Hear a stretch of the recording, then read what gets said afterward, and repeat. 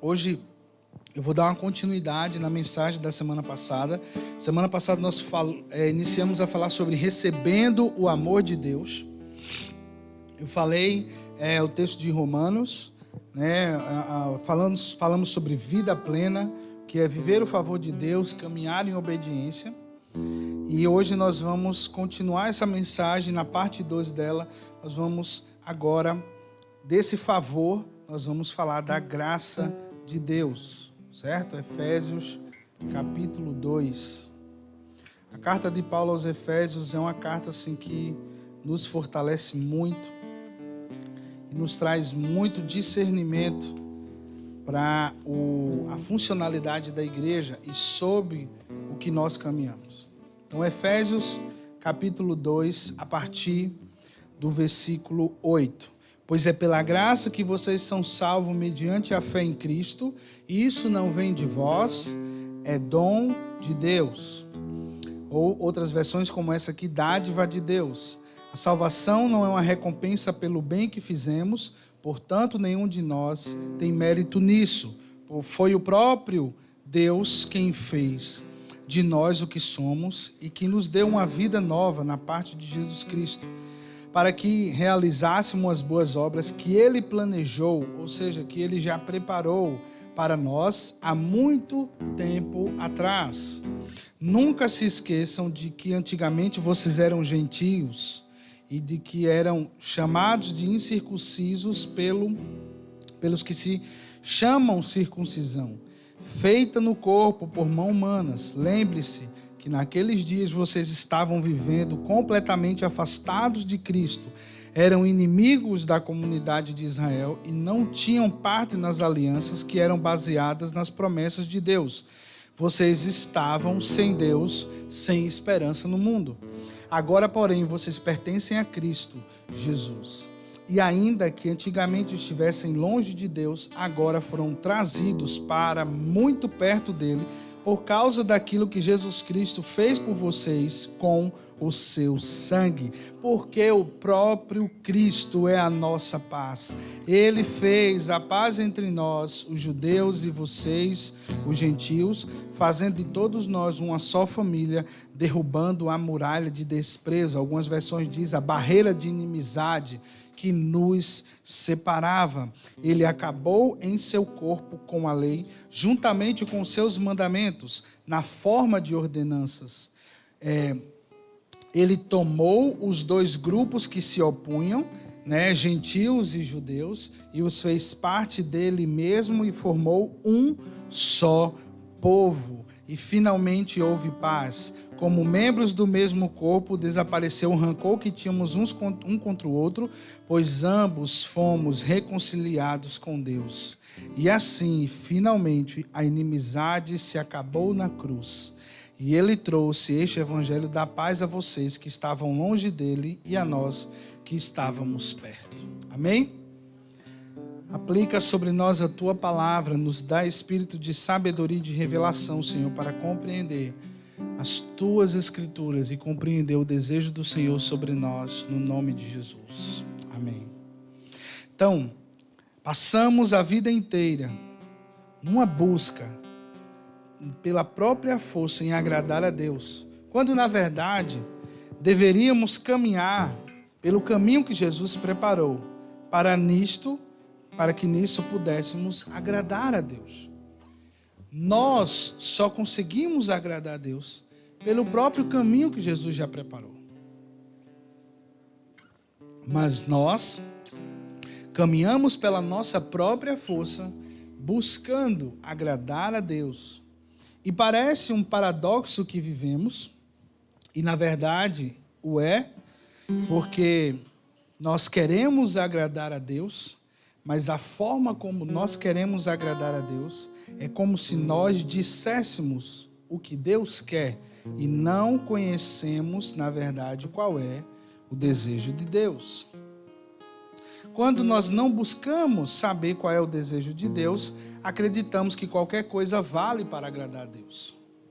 Qualquer tipo de sacrifício valeria para agradar a Deus. Qualquer tipo de expressão valeria para agradar a Deus. Eu estava nessa semana escutando um rapaz falando num podcast sobre que nós não precisamos... a mentalidade deste século, né, uma mentalidade apóstata da fé. Eu até falei um pouco disso quinta-feira. O cara falou assim... você não vai chegar para alguém que é da favela, que sofreu, e dizer que com meditação, com yoga, ele vai melhorar o estado de espírito dele e ele vai alcançar uma vida plena. Jesus Cristo, nesse caso, seria a melhor plataforma para eles. E uma coisa que eu parei para pensar, eu disse, mas a yoga, o budismo, não vem de países ricos, não. Não são expressões de pessoas que vivem abastadas financeiramente, nem culturalmente. Então, você vê como é sutil a raiz de engano. E as pessoas ali dizendo, é verdade, você não sabe de nada, cara. Você não tem conhecimento algum. Mas por que as pessoas acham isso interessante? Porque para muitos, viver em Cristo é um sacrifício muito grande. Quando, na verdade, se torna um grande sacrifício, quando nós estamos querendo caminhar na nossa própria força, na nossa própria vontade e do nosso próprio jeito de dizer que Deus aceita. Dizer como Deus quer que faça. Mas em buscar saber realmente o que é que Deus quer, qual é a vontade dele, que você só conhece quando lê as Escrituras e ora diante do Senhor. Isso para as pessoas é que é sacrifício, é que é pesado. Sabe, irmãos, muita gente está vivendo aí a sua vida, doidado, fazendo o que quer.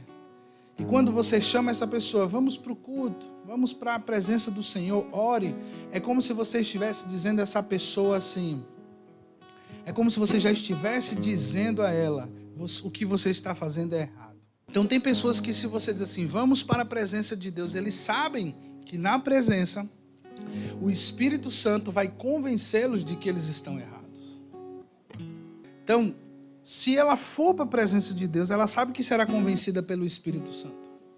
Ela sabe que Deus cercará com seus laços de amor e vai convencê-la do pecado, da justiça e do juízo. Então essa pessoa foge da presença de Deus. Por quê? Porque é na presença de Deus que o homem encontra o discernimento. E tem pessoas que estão passando por isso. E eu falo, vamos para o culto, vamos orar. E a primeira coisa que todo pastor é chato na vida de qualquer irmão é como está a sua vida de oração. E isso para alguns é como se fosse assim, o senhor está me fiscalizando? Não, eu estou te instruindo. Quem está te fiscalizando é Deus. Né? Quem está nos fiscalizando é Deus. Como alguém diz assim, Deus sabe de todas as coisas. E tem uma pergunta que diz assim, e você não tem receio disso? Isso não mexe com você? Sabe, é porque a fé substancial, líquida, ela é algo que leva as pessoas a entender o seguinte, não, Deus me perdoa. Sabe, quando você caminha nessa malandragem, de que Deus vai se amoldar à sua vontade, aos seus prazeres carnais, a tudo que você quer fazer, e você não quer se submeter à vontade dele, isso é uma raiz de engano tão profunda que a pessoa passa anos nesse engano e acreditando que Deus a está abençoando. Mas, na verdade, Deus estava trabalhando com a sua misericórdia sobre essa vida. E ela ainda acha que é a mão de Deus que está fazendo crescer, prosperar. Tenha medo quando você está numa empreitada errada, que você tem consciência de que é errado, e que as coisas começam a dar certo. Significa que o diabo entrou no jogo e você agora está aliado com o pai da mentira. E isso é muito sério. Porque a graça de Deus é um favor. Em Jesus a obra redentora foi completa.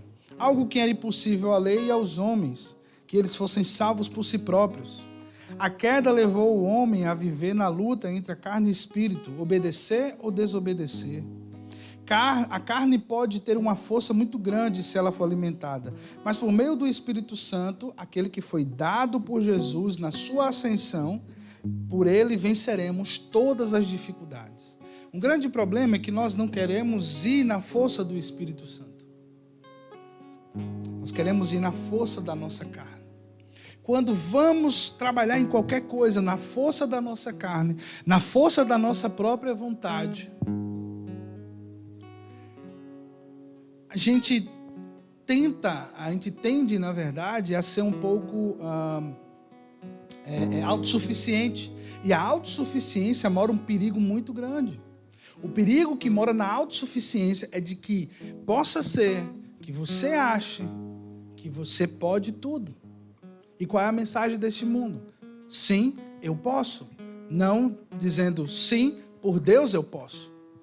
Em Cristo eu posso. Mas a mensagem desse século é sim, você pode. Vamos extrair o melhor que existe de dentro de você. E na verdade o que existe de melhor em nós é aquilo que foi derramado pela cruz em Cristo, como nós lemos em Efésios capítulo 2. Fomos salvos por esse favor de Deus. Graça significa favor imerecido. Ou seja, é um favor não que eu peço, é sobre alguém que olha para mim e vê a minha necessidade e faz esse favor por mim. Estão entendendo? Não é porque nós pedíamos esse favor. Na verdade, como diz as Escrituras, estávamos desgarrados como ovelha que não tinha pastor, estávamos perdidos. Então Deus, Ele derramando a sua graça, nos resgata dessa vida pecaminosa. Muitas pessoas não conseguem receber o favor de Deus porque elas não conseguem se ver perdoadas dos seus pecados. E isso é outra raiz de engano. Ainda continua dentro do ciclo de fazer pela própria força, porque a pessoa diz assim, não, eu não sou merecedor e eu nunca vou conseguir ser perdoado. Como é que eu posso dizer para Deus se Ele pode ou não me perdoar? Isso é uma raiz de engano. E o nosso inimigo, o diabo, ele é muito sutil, muito inteligente nisso. Ele sabe como lançar. Ele sabe como pegar você em desespero e continuar te levando para o buraco mais ainda. Numa série do Breaking Bad, tem um momento que o rapaz com o professor, o Dr. White, fizeram uma droga pesada, uma metanfetamina pesada, e o cara está querendo sair disso, encontrar algum caminho de luz para deixar aquilo ali, e ele diz, não, cara, a gente já está no inferno. Vamos até o final. Por quê? Porque ele estava doente com câncer, ele já imaginava que não tinha mais jeito, ele queria fazer algum dinheiro para deixar para a família dele sobreviver bem. Mas você vê como é a raiz de engano?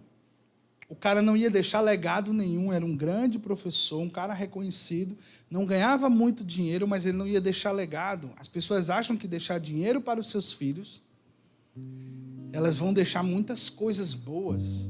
Eu conheci a história de um cara que o pai dele morreu, um cara muito rico, e deixou a herança toda para o filho torrou metade da herança. Com noitada, com festa, que o cara não sabia como lidar com aquilo. Ou seja, uma herança que não deixou legado. Não tem ninguém instruído para lidar com aquilo. Vocês estão entendendo? E o cara pega a empresa da família e quase destrói, tem que vender para não acabar com tudo e não ficar catando moeda. É igual pessoas que nunca viram dinheiro na vida, ganham na Mega Sena, naquele jogo de aposta, o que ela faz? Ela paga tudo para todo mundo. Por quê? Porque na mentalidade dele, todo mundo precisa viver a sorte que ele está vivendo. Mas a fé em Cristo Jesus não é sobre sorte. Você não teve sorte, você foi escolhido. Você não teve sorte, você foi escolhido, você foi amado. E por você ser escolhido e amado, você quer o bem do outro, não a sorte que você tem. E você sabe que para ele viver esse bem, ele vai ter que passar por um processo. Semana passada eu estava dizendo que a gente, no meio da pandemia, aquele negócio todo mundo preso e gente doida para ir para um culto. Passou o culto, cadê? Gente, pastor, e aí, vai ter um culto? Estou doida para ir para um culto, estou doido para ir para um culto. Quando foi para começar, a gente vê o povo nas praias, em todo canto. Porque eles estavam em busca de um remédio, eles não querem um processo que Deus tem. Deus tem um processo para nós.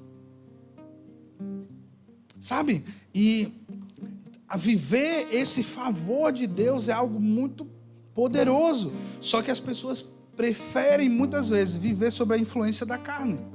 Porque na influência da carne tem o quê? Exposição. Eu estava assistindo uma série e é de super-heróis. E é bem atual a série. E a menina tinha uma roupa de heroína. Era uma roupa com capa, bem bonitinha assim, mas era aquele padrão menininha estrela e tal. E é uma empresa que coordena esses heróis e deu uma nova roupa para ela, toda decotada assim. Ela disse, não, isso não é. E quando o pessoal estava explanando sobre aquela vestimenta que iam dar para ela, aquela nova armadura, aquela nova roupa, e ela disse, não, isso é muita exposição para o meu corpo. Aí o cara disse, isso só mostra que você é uma pessoa que não se preocupa com padrões, que você não tem problema com isso.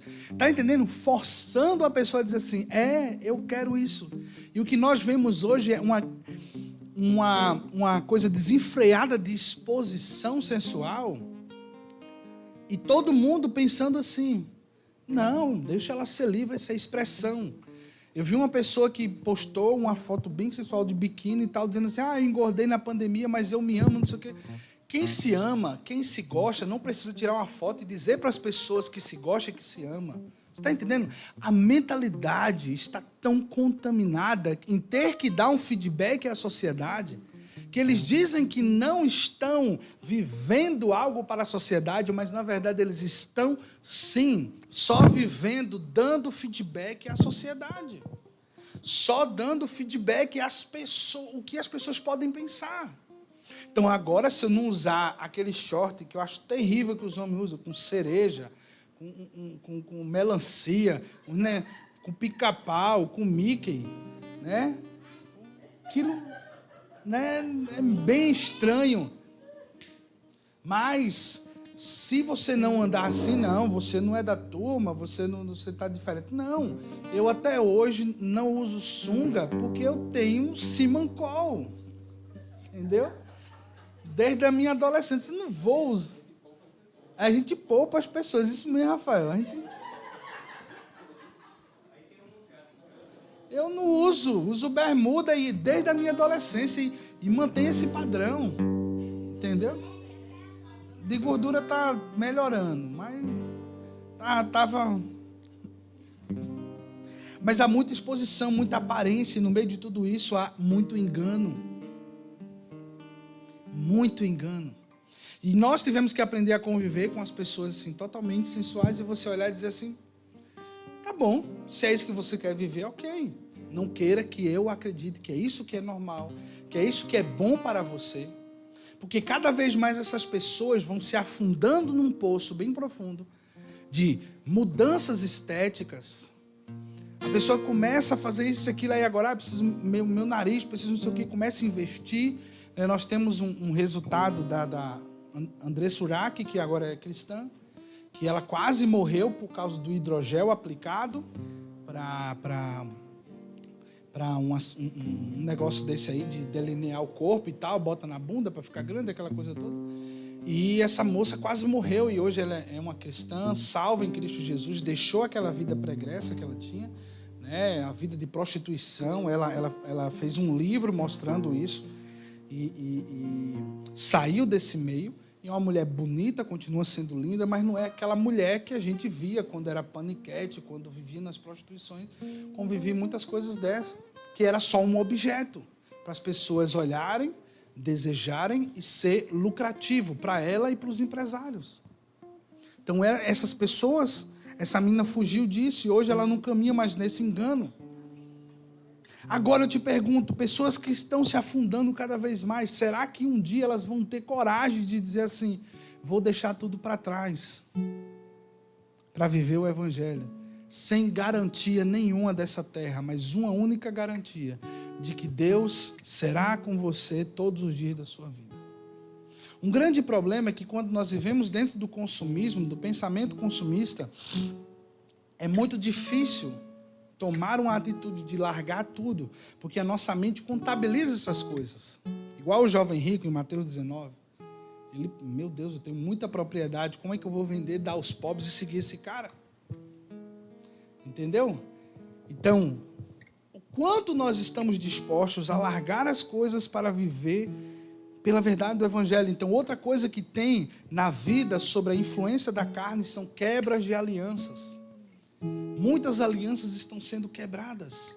Alianças entre marido e mulher, aliança entre pais e filhos, alianças entre líderes e liderados. Muitas alianças estão sendo quebradas. Por quê? Porque a aparência não sustenta, não tem estabilidade, não tem fundamento. Então, por exemplo, se o cara abre uma igreja ou abre um projeto, se não dá lucro, o que é que ele fala? Vamos fechar. Por quê? Porque não está dando lucro. Mas quando é uma aliança feita em Cristo, sabendo que Cristo é o provedor da igreja, que Cristo é o que sustenta o projeto, que Cristo é o que sustenta as coisas, as pessoas passam a tempestade, mas depois da tempestade tem sustento, tem estabilidade, mas relacionamentos líquidos, alianças que foram mal feitas, você está vendo aí, artistas, né? As pessoas ainda se baseiam muito por artistas e olha assim, diz assim, meu Deus, eu quero ter um casamento como esse. Eu já convivi com líderes que depois, quando você vive mesmo com eles, a pessoa diz assim, eu quero que meu marido seja igual ao pastor fulano. Depois eu diz assim, tu quer mesmo? Tu queres que eu seja assim? Tá entendendo? Você quer que seja desse tipo? Então, quando você convive com as pessoas, quando você está próximo delas, você se espanta ou você se anima. Mas nós já convivemos com pessoas que dava medo nos bastidores. Porque Jesus fala uma coisa em Mateus 24 sobre os últimos dias, que seria como no dia de Noé. Comiam e bebiam, casavam e descasavam, tinham uma vida hedonista, voltada para o próprio prazer. E hoje nós estamos vivendo isso. Vivendo e vendo muito disso. Coisas voltadas para o próprio prazer, as pessoas buscando o prazer da carne. Buscando somente a comida. Se tem festa, eu vou. Se não tem, eu não vou. Se tem uma boca livre, a gente está lá. Se agora, a época dos babão, né? Estão andando de moto, bota gasolina, come uma mortadela e fica apitando para um cara que você nem tem noção. Você nem sabe o fundamento do cara realmente. Um cara que, se o cara te disse que ia te prometer um emprego, esse cara já não é digno, porque ele não é alguém corruptível. Não é alguém que vai fiscalizar uma liderança majoritária para a prefeitura. Porque ele foi comprado. Vocês estão entendendo? Então, as pessoas se vendem por muito pouco. Porque quebras de aliança parece ser algo muito simples e banal quebrar aliança. Você olha o reflexo da família, a família reflete muito no mundo, preste atenção. Quando eu era criança, eu gostava, eu cresci no Evangelho, então eu cresci cheio de regras, né? Meu pai, daquele jeito militar, com muitas regras sobre nós, e eu queria viver uma vida diferente. Pra você ter ideia, eu no meu coração desejava que meu pai se desviasse do Evangelho. Quando eu era criança, eu desejava no meu coração que ele se desviasse. Preste atenção nisso, eu desejava. Sabe por que eu desejava? Porque no domingo eu queria que ele ficasse assistindo Faustão, como meus tios faziam e outras pessoas que conheciam faziam, e ficar brincando na rua, jogando bola. Pegar o troco, olha que coisa absurda e fútil, pegar o troco do cigarro que eles fumassem, para ter um dinheirinho. Aí minha mãe, quando se desviou, meu pai contou essa história aqui, ela chegou a fumar. E sabe o que aconteceu? Minha mãe, eu e umas tias minhas, ela queria ir para o carnaval. E minha mãe me botou dentro do ônibus com ela para ir para o carnaval. E quando a gente entrou no ônibus para ir, eu vi um cara dentro do ônibus, que a gente já tinha ido para um passeio, que esse cara fez a maior confusão, era briga e batendo nos outros. Me deu um pânico quando eu vi esse cara. Disse, mãe, não vamos não. Comecei a puxar ela. Enfim, foi um mover de Deus que eu fui a pedra no sapato dela naquela ida para o carnaval. Ela não conseguiu curtir nada. Chegando lá, estava tudo muito distante. No centro do Recife, a gente pegou o ônibus e voltou para casa. E dali, depois, o Espírito Santo foi tocando e minha mãe volta para o Senhor. E ali eu tive uma resposta sobre coisas fúteis que eu desejava na minha carne. Esse tipo de vida, entendeu? Assim, você conhece os dois lados e diz, meu Deus, eu não quero. Mas tem pessoas que querem experimentar o outro lado. Uma pastora amiga minha que estava cuidando de alguns jovens e a pessoa disse, não, pastor, eu sei que eu estou certo, mas eu quero experimentar. Sabe, as pessoas parecem que querem ter testemunho para contar. Uma vez um cara chegou para mim e disse, olha, pastor, eu não tenho um testemunho assim como o seu, nunca fui para as drogas, nunca fiz nada disso. Eu disse, meu irmão, glorifique a Deus, você não sabe a conta que a gente paga, não, você não tem noção. Por quê? As pessoas querem holofote, as pessoas acham que o mal, entendeu? Se viveu no mal, meu Deus. Antigamente, para lotar uma igreja, né? Hoje, para lotar uma igreja, é só cantar o worship pintado de preto e trazer qualquer pessoa que canta desafinado e tenha views no YouTube. Mas antigamente, trazia um cara que dizia que morreu e ressuscitou. E já vi um monte de charlatão desse. Por exemplo, você levar Renatinho, que um cara que tem lá em Recife, que foi do Comando Vermelho, levou 50 tiros e não sei o que lá. Era esses coisas que lotavam os lugares. Sabe, o triste é que não lota o lugar, é a palavra, o desejo por Deus, o anseio pela presença. Isso é que é triste, gente. Isso é que é triste. Que as pessoas estão buscando estruturas. Se a igreja, a pessoa vem, né, nós nos reunimos num lugar aconchegante até, mas se não tem tudo aquilo que tem em outro lugar, não me vejo nesse lugar. E quando vai, lugar cheio de luz, não sei o que, aquela coisa, ixi, meu lugar, um donzelo, sabe, não conhece nada de Bíblia, não conhece nada de palavra. E quanto a maior igreja do mundo se reúne em caverna na China, pelo amor de Deus, gente. Sabe, a gente precisa ter mais amor por isso, e essas quebras de aliança, essa vida líquida, essas coisas assim que são desfeitas do dia para a noite, como aconteceu, o cara chega a público e diz, não, eu fiz de tudo para lutar pelo meu casamento, o cara chega, acorda a mulher e diz, dá mais não. Sabe, coisas que acabam do nada. Lógico que não acaba assim do dia para a noite, vem processo, mas relacionamentos é igual como você tem com o Senhor, você cai, levanta e a vida vai caminhando. Você vai orando pela restauração, você vai trabalhando em prol da restauração, e eu sei que muitas vezes é difícil, cada um tem levado cruzes que às vezes você diz, eu não queria levar a cruz do outro. Mas se você está levando com a sua própria força essa cruz, você está enganado, você está enganada. Você precisa levar na força do Espírito Santo. Então, viver o favor de Deus. Eu falei agora sobre pessoas que vivem sobre a influência da carne. Mas para a gente fechar, falando sobre as pessoas que vivem sobre o favor de Deus. Ela vive como? Reconhecendo os limites da graça de Deus. A palavra do Senhor diz em Romanos capítulo 8, versículo 1, que não há nenhuma condenação para os que estão em Cristo. Por quê? Porque a lei do Espírito e vida em Cristo Jesus me libertou da lei do pecado e da morte. Então, eu fui liberto pela nova aliança em Cristo, mas eu preciso reconhecer os limites que a graça tem. Qual é o limite que a graça tem? A graça diz que a minha salvação não foi feita pelas minhas obras, mas foi para as boas obras, pelas quais Deus já preparou para que andássemos nela. Então, Deus já preparou as boas novas. Deus já preparou o caminho. Ele disse, eu sou o caminho, a verdade e a vida. Ninguém vem ao Pai a não ser por mim. Não ser por meio de Jesus. Mas as pessoas pintam Jesus como se fosse só um cara legal, de brinco e coque samurai. Venha, né?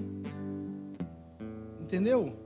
Jesus é bondoso, amoroso, gracioso, mas poderoso. Cuida das suas ovelhas. Por isso que tem uma coisa bem interessante nessa questão da graça. As pessoas não compreendem esse favor de Deus, e quando elas não compreendem o favor de Deus, elas não conseguem entender quando elas estão no mundo, vivendo naquelas coisas, e de repente aparece alguém, aparece algo no meio disso, para você lembrar da cruz, lembrar do sacrifício, lembrar do amor que Jesus tem sobre você. As pessoas não conseguem entender isso. É isso que eu estou te falando, é quando você caminha pela própria força, você vai tentar ser alcançado. Eu vou fazer de tudo para Deus me amar. Não, você não precisa fazer de tudo para Deus te amar.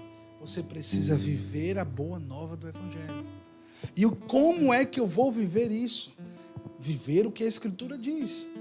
Jesus falou, amar o Senhor teu Deus acima de todas as coisas. Será que nós temos amado a Deus acima de todas as coisas? Esse é o limite da graça.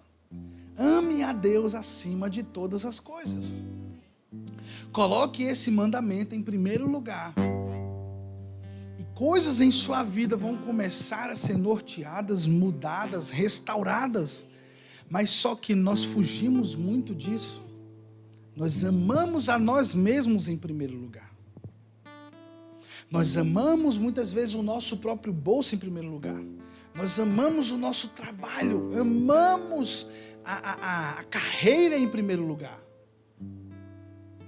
Sabe, quando você escuta a mentalidade, né, por exemplo, a americana do norte, os americanos dos Estados Unidos, eles são incansáveis de trabalho e tal, fazer dinheiro e fazem de tudo para fazer dinheiro, para viver riquezas e etc e tal.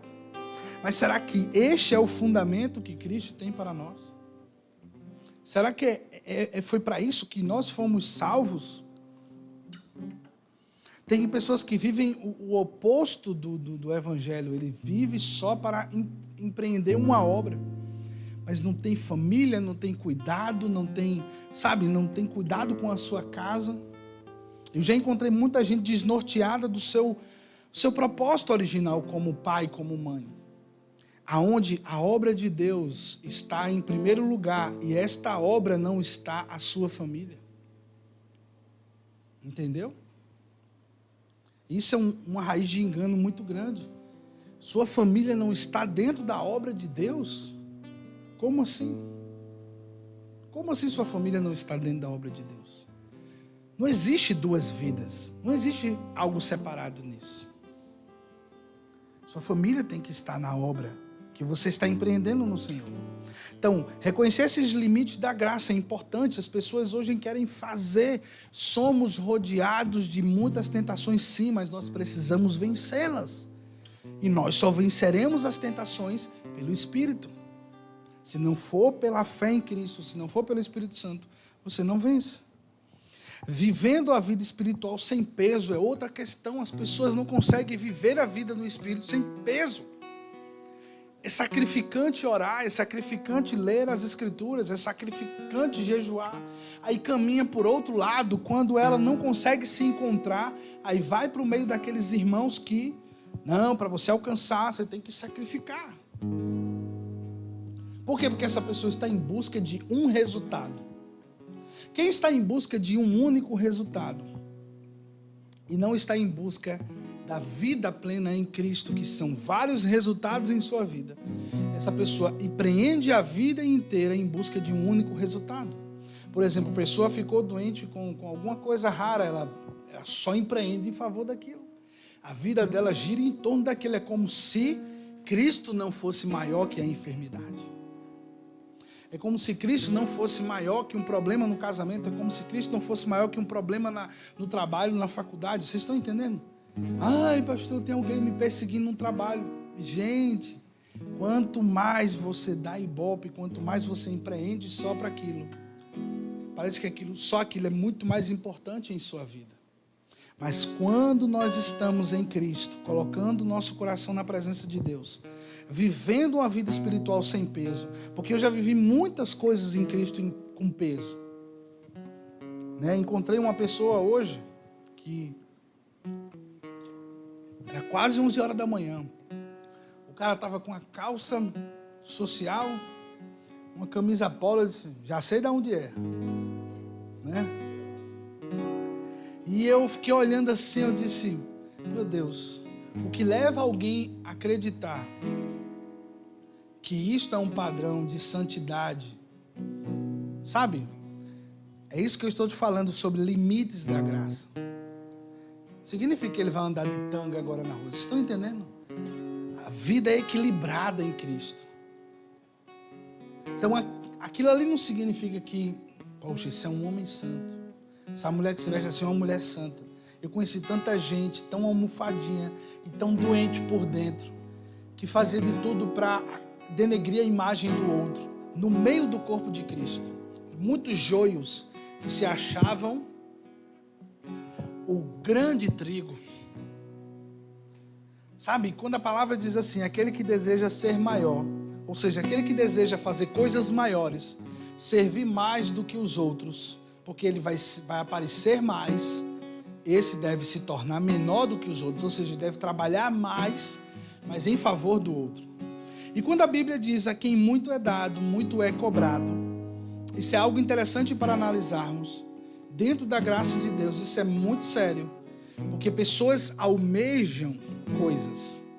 Às vezes as pessoas olham o que Deus te dá e dizem assim, ai Nara, eu queria ser abençoada como você é, tá entendendo? Mas as pessoas não sabem como é o seu estilo de vida. As pessoas não sabem o que você nega em sua carne para viver em Cristo. As pessoas querem o bônus, mas não querem o ônus das coisas. Então todo mundo tem um propósito, todo mundo tem uma medida de fé, todo mundo tem algo para produzir em Cristo. Mas as pessoas ficam preocupadas com a vida do outro, olhando o outro, dizendo assim, poxa, o outro é tão abençoado e eu não sou. Vocês estão entendendo? É mais ou menos aquilo que eu acabei de falar sobre a doença. O cara vive em torno da doença, às vezes a pessoa vive em torno da inveja. E não sabe, ela acha que não. Isso não é inveja que eu tenho. Eu só queria ter algo parecido. Não, querido, eu quero viver o que Deus tem para mim.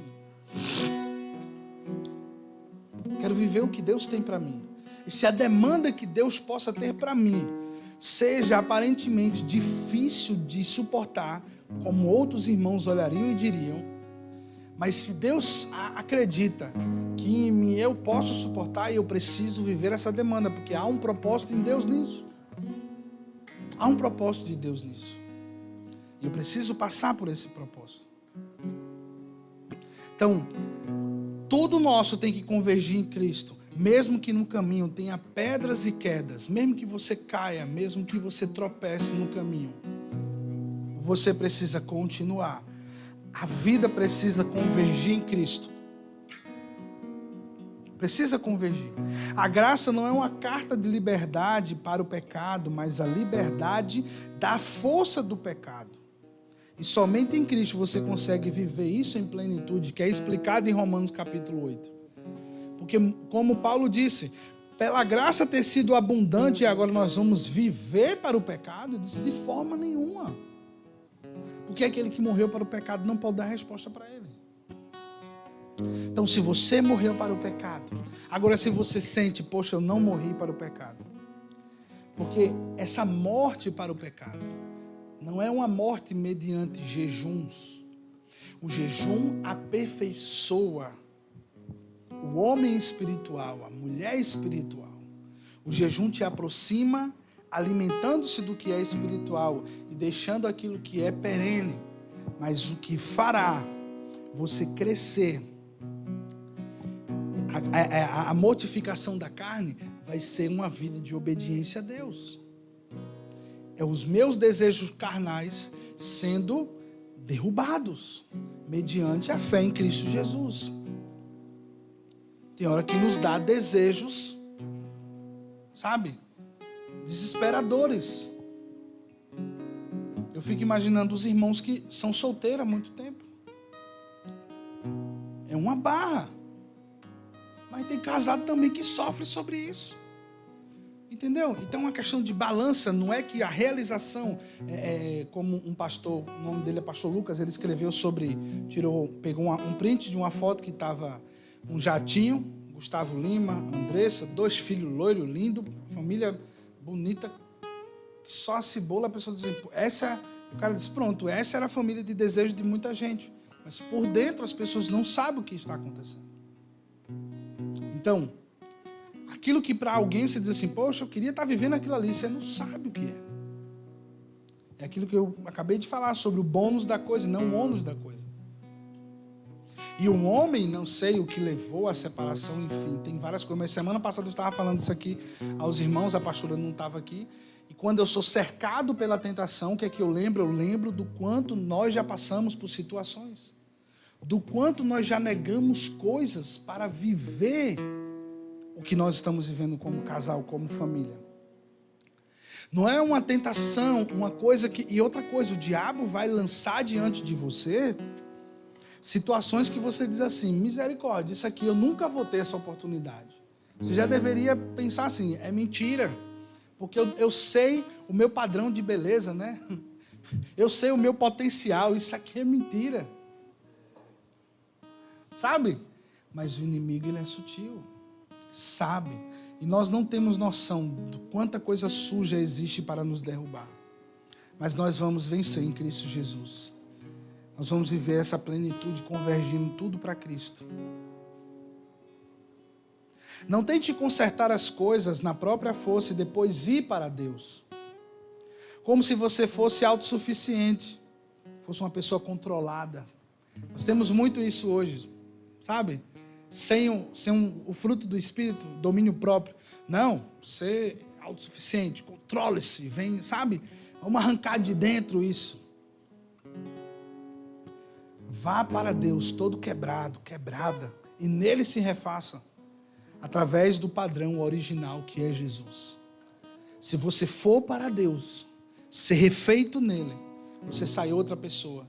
Mas se for na sua autossuficiência, achando que você tem um autocontrole e não domínio próprio, porque o domínio próprio poderia ser comparado ao autocontrole, só que o domínio próprio fala sobre frutos do Espírito e não frutos da carne. Estão entendendo? Esse autocontrole, ou seja, eu posso me dominar. Não, fruto do Espírito. O Espírito me convence. E ele me convence a ser dominado pela vontade de Deus. Amém? Recebe essa chave aí em nome de Jesus. Recebe isso de Deus, porque o mundo quer nos enganar, gente. Tenha um autocontrole, respire fundo, faça yoga, faça isso, faça aquilo e tudo mais, e seja e aconteça. Mas os frutos do Espírito, quando são gerados dentro de nós, o que sai é a bondade e a vontade de Deus sobre as nossas vidas. Amém?